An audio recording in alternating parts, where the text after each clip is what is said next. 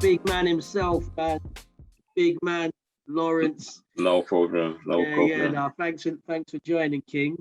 How we doing, man? Yeah, I'm good. I'm good, man. It's been a minute, but I'm looking forward and excited about your new project. I love the last project, Broken Lenses, still on my playlist now, 2 years later. So yeah, really excited about this new one. Blessings, bro. Blessings. Yeah. And for the viewers, they might not know, but you do some amazing work in the community. Just wonder if you just want to touch briefly just a little bit about what you do with that, maybe going into just to summarize, I work with young people between the age of 10, sometimes up to the age of 25. I just try to make them the best versions possible that they can be.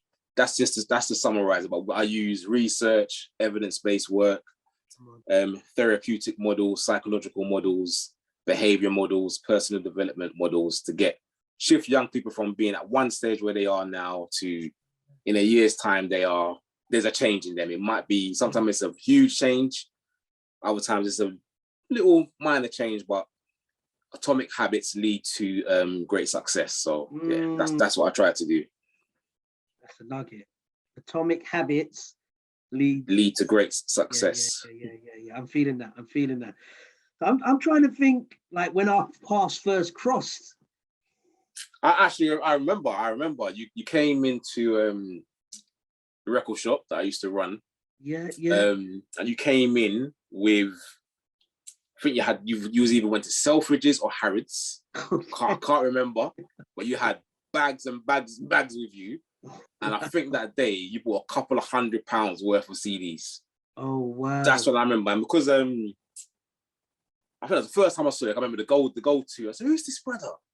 You know what I mean? And he was cool. You weren't no thing. But I was like, right, it's coming in with bags. Yeah. You know what I mean? You look like you should be in school. You know what I mean? Like, well, what's going on here? But that's stuck in my head. Wow. That's what I remember. I don't remember the year, but I remember that's the first time that I remember. I may have met you before or crossed paths before. Yeah. But that's the first time that I remember you. And it was the significance, like all these bags. And I think it's Harrods. Yeah, and he's like, yeah, man. And you bought a lot of CDs that day. I don't even remember that, that's mad. That is mad you say that. Yeah. Because the record shop, which was pivotal, like a vital component in the community. I remember the mixtapes that would drop. Man would go to the record shop and, pick up the latest, the latest Dipset, the G Unit stuff and all the classic albums. I remember, I definitely remember that's where I bought my Illmatic from. And I had Reasonable Doubt on a tape cassette. But then I remember that's where I bought my Jay-Z Reasonable Doubt. So yeah, man, that was the place, that was the hub for music. It was. When the Lewisham was Lewisham, if I could say that. Yeah. I don't even recognize Lewisham anymore. Yeah. So well, that town centre bit isn't the same. That's very, very different. That's real. But yeah, man, thanks for taking time out, man. So, as you know, project called Class of 95.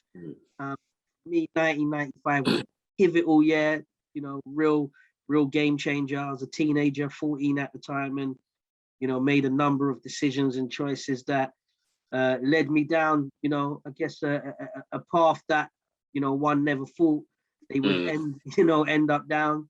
So I know there's a bit of an age, not a massive age gap, but there's a bit of an age gap. You wouldn't look it. Well, I mean, we look the same age. We don't look it. But yeah, just when I say 1995, what comes to mind? What resonates? What does it evoke? For me, I was turning 18 that year.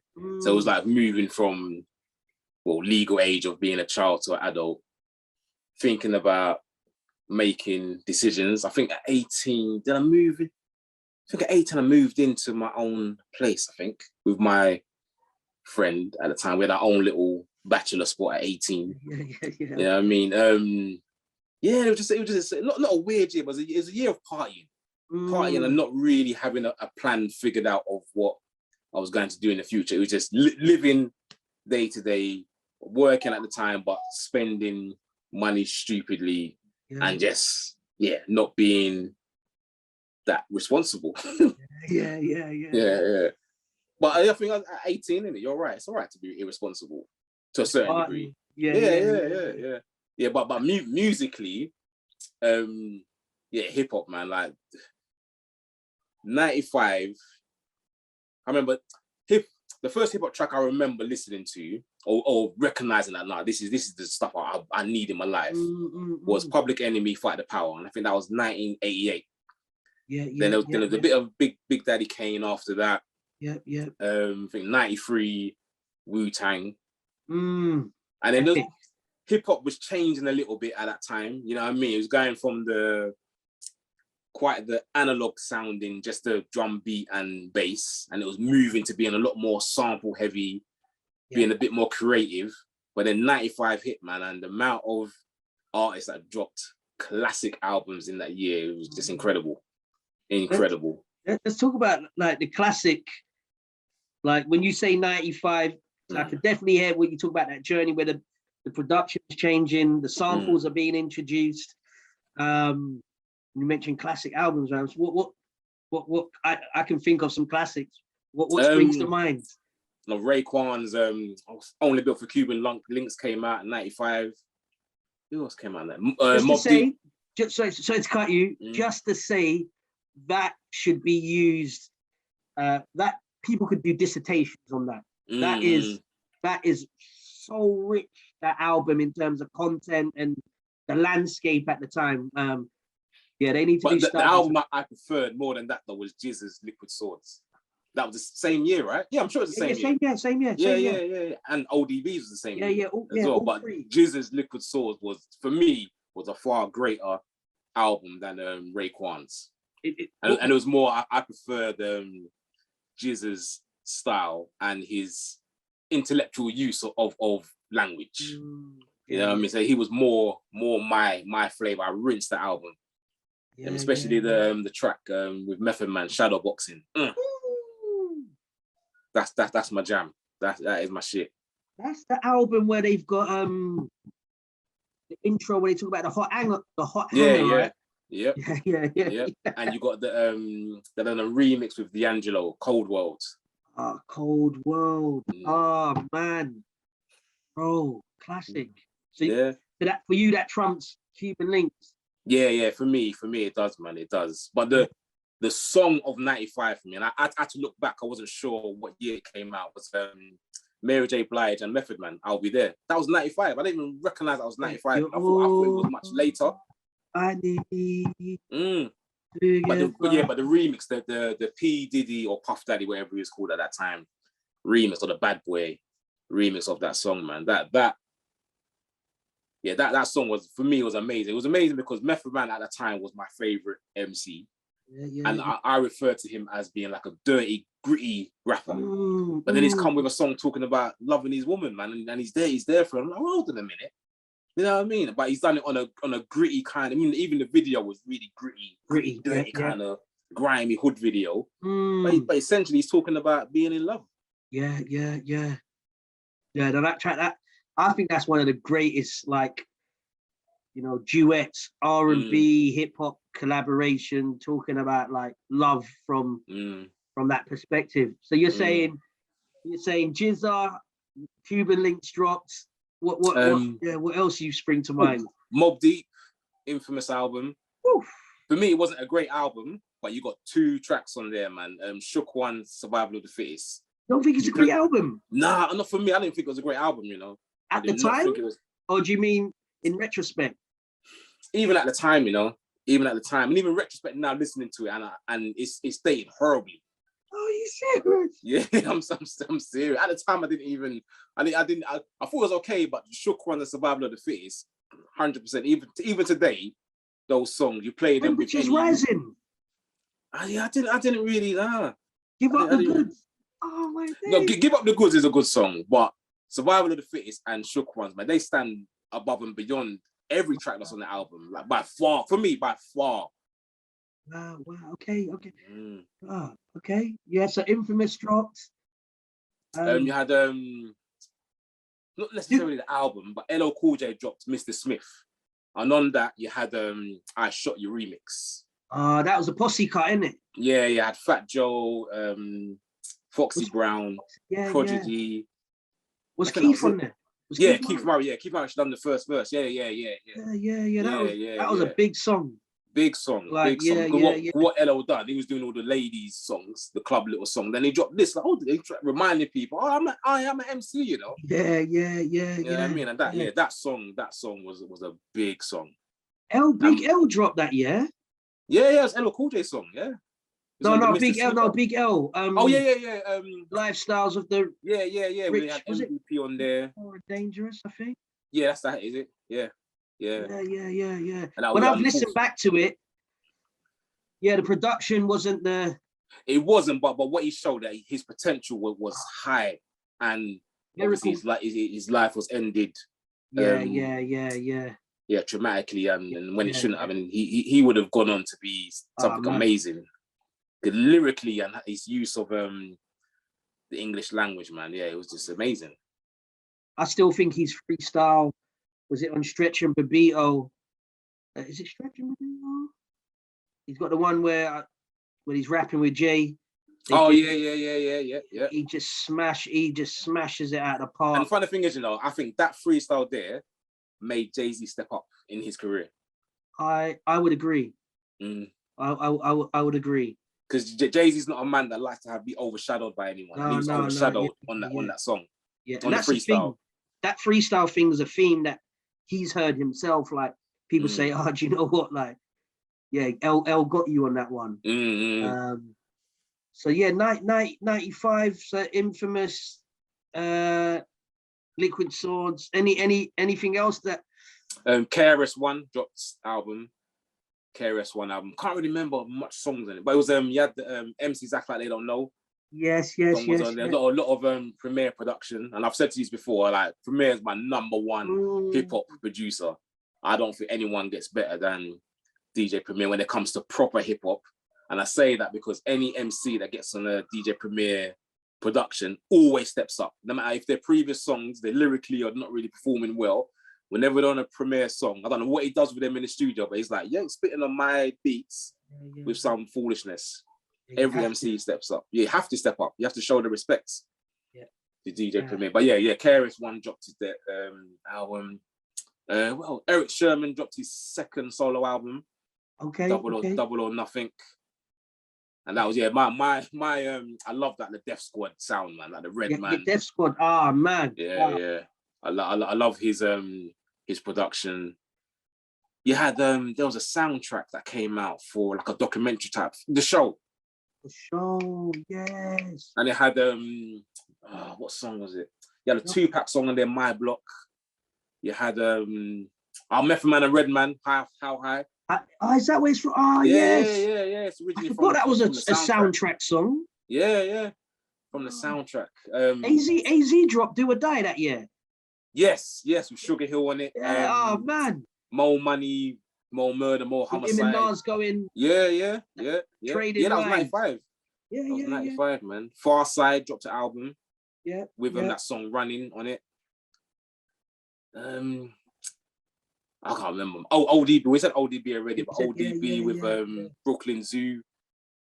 Shame on you when you. 95 was a huge year for hip hop, and I think it helped shape a generation of rappers, to be honest. Because at that stage, you couldn't come with any song and not be lyrical. You had to be lyrical.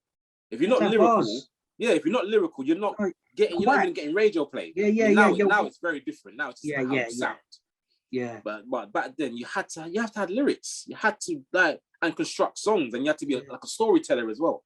Yes. Like all these albums that we've mentioned, they're all on their albums. There's always a story song. You know what I mean? Where they're constructing a proper story there. I'm sure Cool G Rap dropped something that year.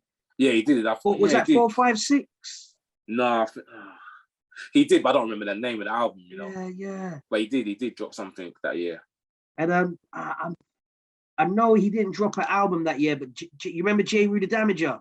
Yeah. And I know he was going at man. Mm. You know, he was going at MCs like blatantly. And there was a rapper called Nines. I think he only had one album, maybe a two, but the song was called What You Want or something like that. Man, he had a really gritty voice. I don't know. Wow. I'm gonna. You need to check I'm gonna out. Google Man. him. Yeah, I'm gonna Google him. I don't know what happened to him, but that song, man, like he had potential, man.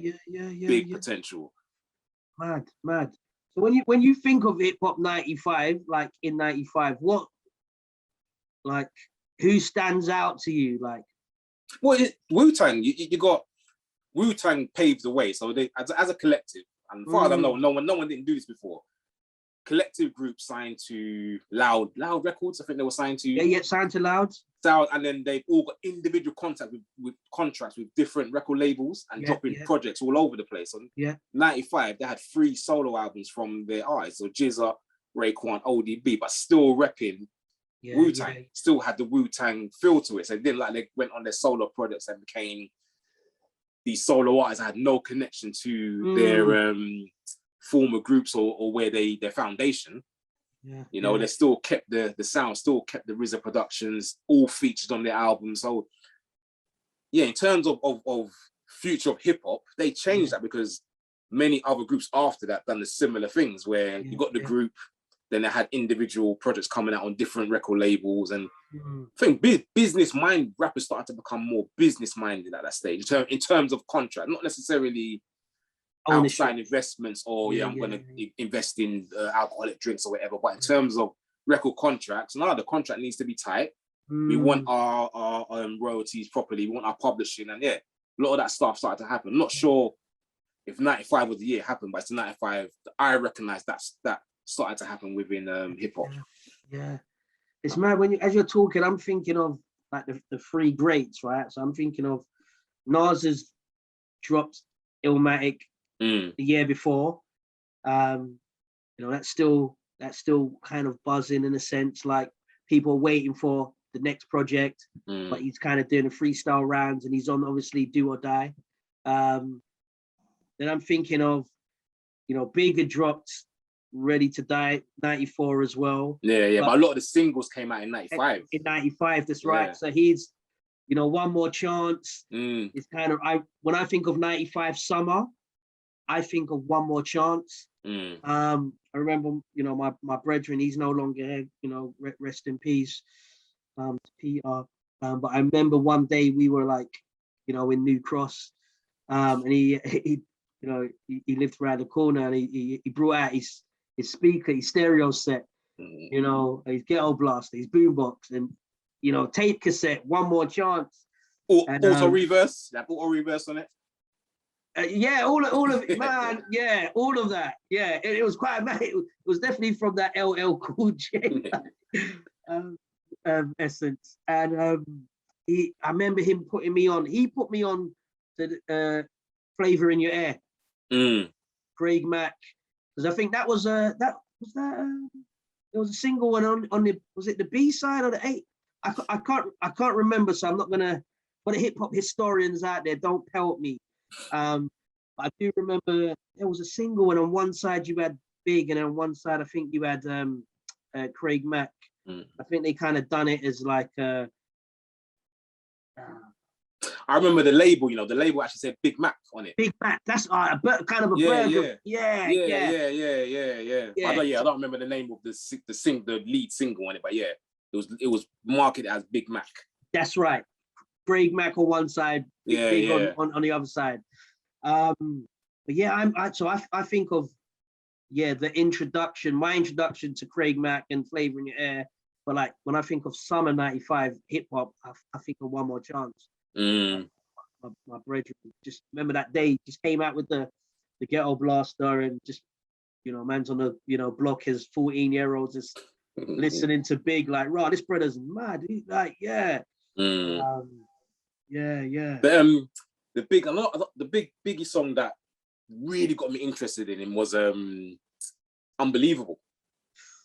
That's the song that I said, nah, this brother is serious. It's serious. It was the R. Kelly sample, and I'm sure it's DJ Premier beat as well. was Yeah, Premier that done it. Unbelievable is Unbelievable, yeah. Yeah. Unbelievable is. It was that song that got me like the attention of Biggie. I said, no, who's this brother? Yeah, You know what I mean? yeah. Then you listen to the album, you're like, this guy's incredible, start to finish. Yeah. Mad. And then you've got like Jay doing the rounds, like Dead Presidents. Building, yeah. Dead Presidents 1 is dropped, which, yeah, I think is, I love that. So just 1 and 2. I'm always kind of split between which one's my favorite. I think 2's mixed better, and mastered better. But Dead Presidents 1 for me, man. That's a classic. You know who dropped as well? You know, Tupac dropped Me Against the World. Me Against the World. That's when he's leaning against it's a black background. Black he's background. leaning against something. Yeah. He dropped that as well, actually. Yeah. MJG and 8 Ball. I wasn't really into them, but I knew, the South I got into very late, man. Probably early 2000s, I started to pay attention to South. But apart from Outkast, I didn't really check for any of the South. That's just me being ignorant, to be honest. Like, I ain't down for them South, man. You know what I mean? Or even like West Coast people as well. Like, nah, it was East Coast. It had to be East. Yeah, like, East Coast, man. New York, that was it. Yeah. Wow. I tell you who dropped. But like, man, weren't buying his album, but he had one of the biggest singles. Let me see if you remember. One of the biggest singles. What, solo artists? Solo artists. Biggest singles. Like a club. Oh, no. I was gonna say Lost Boys, because Lost Boys dropped that year as well, innit? Yeah. Let's Keep Deeps and the Bends. Man had the mad, biggest. No, but Buster didn't release that year. No. See, man's not even thinking. Like, he's someone. I don't really see him as a rapper in that sense. Like, right, he's got bars. Coolio. Oh, what? Gangsta's Paradise was 95. Yeah. Well, I thought it was earlier. Yeah, because that was from the soundtrack Dangerous Minds, isn't it? Yeah. That dropped 95. Oh. And he's living off that forever, right? Like forever, man. He's nice. So when I think 95, if you was to think of 3 words, I've been asking everyone this. What 3 words come to mind? For yourself. In terms of music or just anything. Yeah, not even music. Just when I say 1995, what 3 words or words? Gosh. For me, it would be hip hop, weed, and alcohol. that was 95 for me. The cocktail. Yeah, that was 95, man. Come 95, on. big time. A lot of weed. Yeah. I mean, I haven't smoked for about 16 years now, man. But at those times there, man, it was a lot. And then, just music was my thing, man. I used to I was buying vinyl. I was buying CDs. I was refusing. I said, nah, CDs aren't gonna take over, man. Like, vinyls are still here. And I prefer the vinyl sound. I like the crackle. I like hearing the crackle. Crackle, that crisp, right? Yeah, I love it. I love that. 95, hip hop, weed and alcohol, man. There's a lot of brandy back then. A lot of brandy, a lot of the dark liquor. Yeah. Okay. And if you could only have like 3 albums from that time. No, you can't do that. Man, if you could, like, let's say, man, going on holiday for like a year, for whatever reason, whether it's work or personal, going away for a year, and you could only have 3 albums from 1995 on your phone, on whatever streaming platform, what 3 albums would you have? Will be Biggie, Jizza, Liquid Swords, but then the curveball now it'd be Jodeci, Shoulder After Party at the hotel. That was 95, man. You gotta have something in there, man, to calm you down a bit. That was 95. Yeah, I'm sure it was 95. Yeah, it was 95. So now you're talking about the R&B. That was when it comes to R&B. Soul for Real. Mm. Brandy, Monica. Yeah, you had that. What's the name of the label? MCA.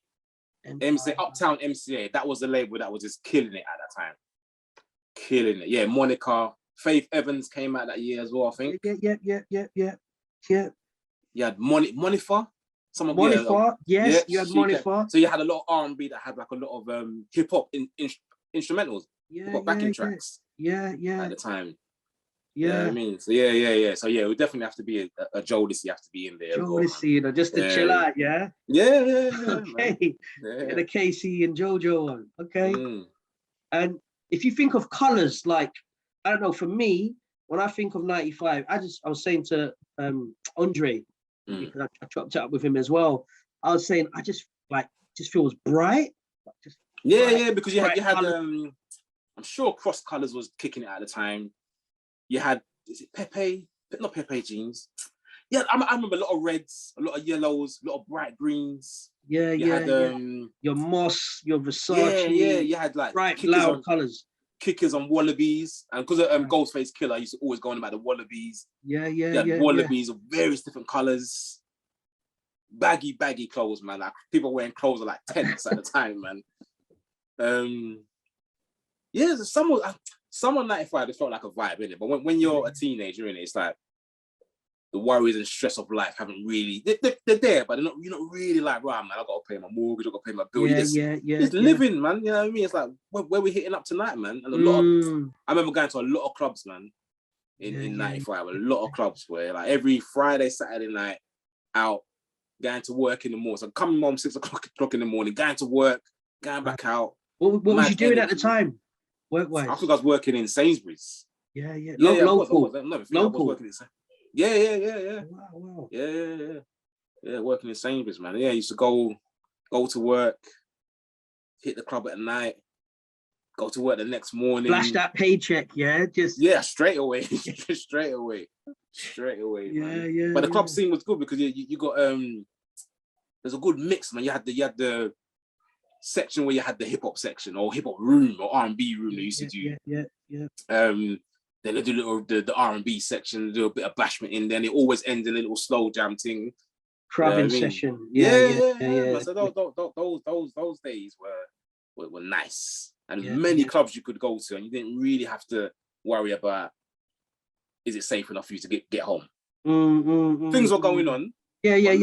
We know, like, you know, and obviously the jungle raves as well. Like, we know things were going on. All right. So I've been asking people this. So, you know, we always say, no, not let me say on track, on the project, on my project Class of 95, there's track 10, and it's called Little Claude, or Lickle Claude, as we would say in our yards, Lickle Claude.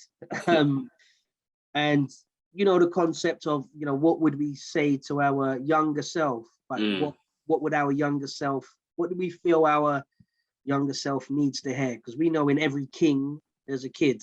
You know, we have an inner child that we you know, that we carry even, you know, as adults. And so on track 10, I speak to the younger version of myself, and kind of giving away the nuggets. I'm not sure when we're going to drop this, but track the second verse, then younger Claude speaks to grown up me now, you know, as a massive age gap. So what would you tell your 18-year-old self? Yeah, we've like kind of just touched on what we've been speaking about. What would you tell your 18-year-old self? So much with the wisdom and knowledge and experience I have now. There's just so much. At 18, you think you know it. You think you're a man, but you're still a little boy. Yeah. You know, I would tell myself to take education far more seriously. Yeah. So I was in college, but I wasn't really taking it seriously. You know what I mean? I got into uni, but didn't really bother with uni. I would have taken that a lot more seriously. Would have saved a lot more money. Would have told myself to love myself more. Come on. You know what I mean? Even like at the time you think you love yourself, but I wasn't taking care of myself, like physically and emotionally and mentally. I would have said, yeah, take care of yourself more and read a lot more books, man. Not fictional books, but books that could provide me with knowledge to help me as I get older. So at 18, you're not thinking that when you reach 44, what your life's gonna be like. Well, at 18, if I started just even 1% preparing for the next 10 years, you know what I mean, things would have, not to say my life was awful, but I'll be in a much better position now than what I am, you know, because the preparation would have been there. Yeah, so it definitely would have been take education a lot more seriously than what I did do. I got into taking education seriously, not into my 30s, when I went back to uni in my early 30s. You know, that's when I thought, you know, I need to pattern up, as the young people say, and get my stuff together.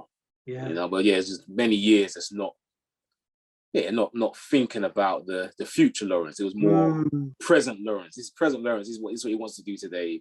And it's all good, but not thinking about Lawrence when he turns 50. What's he going to be doing? And I'm not 50. I'm not near 50. Like, we know that. We know.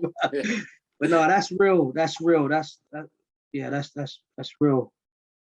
That's real. So I guess then, in the sense of, what do you think 18-year-old Lawrence will say to you now, in the here and now? I would say that you're doing well, man. You've done a good job. You could have gone many different directions. You're in the position where you are helping the younger generations. So everything I've just said about what I would have said to myself, I'm actually doing it to the younger generation now. You know what I mean? So they are receiving the knowledge and wisdom and expertise that I've gained over the years. So I actually think my younger self would be very proud of who I am now. Be proud that I'm a good dad, great husband, you know what I mean, and I do my thing, you know. I don't where possible, I avoid drama and conflict with people. Well, that's profound, man. So yeah, bro, that's I love that. You know, being, you know, a good dad, a dope dad, you know, a husband, you know, having an impact in the community, you know, behind the scenes. Like, you know, sometimes, you know, we don't post everything that we do, you know, because not everything needs to be posted. But I know for years that you've been, you know, impacting the lives of many young people and families, and the work that you're doing at present is on a deeper level, like you know, where you're helping young people to really explore, you know, thoughts, feelings, and emotions, and experiences, you know. So, you know, trying to equip them and empower them, regardless of where they're at, you know.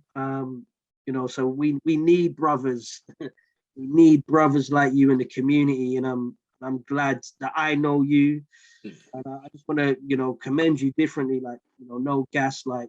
You know, it's dope to have, you know, brothers like yourself that I can speak to and, you know, be inspired by. You know, so when I see you, when you do share something online, I'm just like, yeah, that's the man them are out here. You know, like, we get a bad, you know, as brothers, a lot of times we get a bad rap.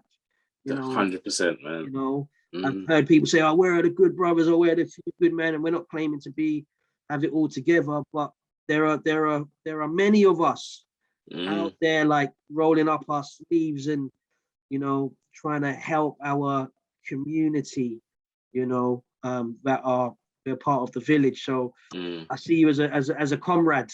I see you as a fellow comrade, brother. And yeah, you know, just really thanks for taking the time out just to. No worries, man. When you gave me the call, I said to you, man, like, she ain't even got to explain to me what it is. Like, you're asking me to come and do something for you. I'm there. It wasn't an issue at all. You know what I mean? But yeah, it's the same to you, man. You've been doing some fantastic things in the community. I'm loving the music that you're doing. That's my vibe of hip hop. You know, and I said to you the other day, I've got getting back into the music thing as well. So hopefully, maybe one day, man, we can put our heads together and create something amazing. You know, so yeah, it's been good, man. Just when you called me a couple of days ago, I had to think back to like 95, like what era, and then I've been listening to the old music over the last couple of days, man. I'm thinking, man, like, it's put me back into that zone. You know, I thought, man, this hip hop is missing the 90s era. Obviously it has to change. It can't stay. Yeah. Can't stay the same. But the hip hop now, I don't even know if you can even call it hip hop. But the music that's being released now, it's just it's not for my ears at all. Yeah, and it's mad you say that, because I feel like every maybe it's a generalization, so maybe not say every, but I do feel like individuals in a generation will often say, "Oh man, it's not the same as it was," and we know just through life, you know, we evolve as people, right? And young people and families we work with evolve, so we know that there is a thing about evolving, and obviously hip hop now or rap, or you know, it's not what it once was, but has evolved to like where it's the, you know, the biggest commodity, right? Like in terms of like, you know, revenue and just popularity. But I do think there is something that has got lost, and or maybe not got lost, but it's kind of underground. You have to dig a bit deeper. Yeah, because the conscious or woke hip hop, whatever you want to call it now, it's there, but you have to search for it. Yes, much more. Like you got your more, and I think you've always had a bit of like your niche hip hop, like, but now it's almost like super niche, where you've got like almost these subgenres, like super subgenres. But yeah, I love rap, man. Like I still do music because I find it therapeutic and it's fun, you know. And it's some man might do rock climbing or, you know, whatever they do. But for me, that music's always I think I'll always do music in some capacity. But funny thing is, you know, now the music I listen to most now, you know, is cultural reggae. Every day. So you give me a Capleton, you give me a Jamaican, you give me a Luciano. That's what I listen to more than any type of music now. That got me through lockdown. Garnet Sing. Yeah. That's what I listen to. Morning when I'm driving to work. All of that stuff, man. Like, that's what keeps me in a good zone now. There's that spiritual sustenance in it, man. That life lessons, morals, ethics, principles, like, you know, man, just sometimes you just feel like the artist is directly talking to you, innit? Like 100%. You know, give you that energy to press Babylon. But it's like full circle. So in my household growing up, that's what my mum would listen to. You know what I mean? I would listen to it as well, but then you divert away from it. You find your own zone in terms of music that you listen to. But I've come right back to like the core of what I was listening to when I was a child. I love it. I need that runs in the yards. That's that and rare groove. That gets blared through the speakers. I'm not worrying about if anything mad gonna be said. You know, thinking of my son. I'm like, okay, cool. I could just let this roll. You know, it's funny. My son said, "Oh, Dad, that's Jamaican music, isn't it, Dad?" Teaching him from early, man. This is Like my children, they don't really know what hip hop is, you know. They only know, I only play reggae in the house, so they only know reggae at the moment. So the songs that they sing day to day is all reggae songs. That's what's up. Well, bro. Yeah, man. Always a pleasure connecting and building, man. Always Definitely. A pleasure, man. And just, I really appreciate you, man, just taking the time out, man. So, all good, all love. And I can't wait to get the project to you, man. And I know you always give honest feedback. So, it's dropping soon. Cool. I look forward to it, man. Love. Peace.